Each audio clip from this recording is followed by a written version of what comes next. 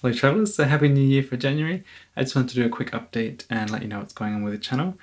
So as I mentioned before, I will be doing a review of the MacPack Utisufu bag, the under the seat in front of you bag. So this is a great bag that I've just been testing, and I will be doing a review on that one very shortly.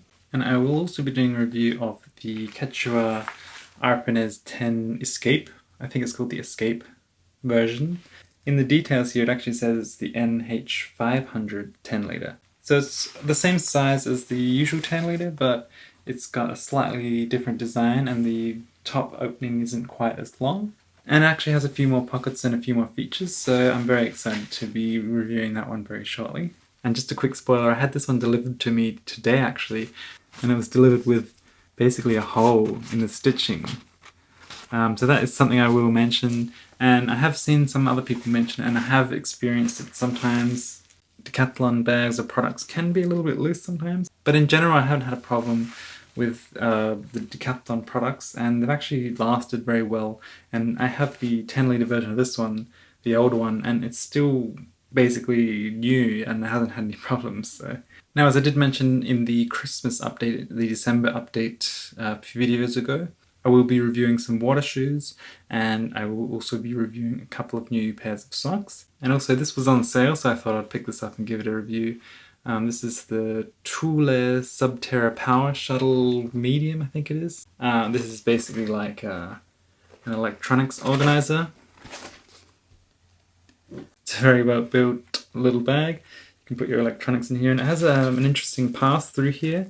So you can put the cable of your power bank in here and it passes through to the back, so you can kind of charge your phone without having to take out the power bank, which is an interesting idea. So I will be testing that one and reviewing that one very shortly as well.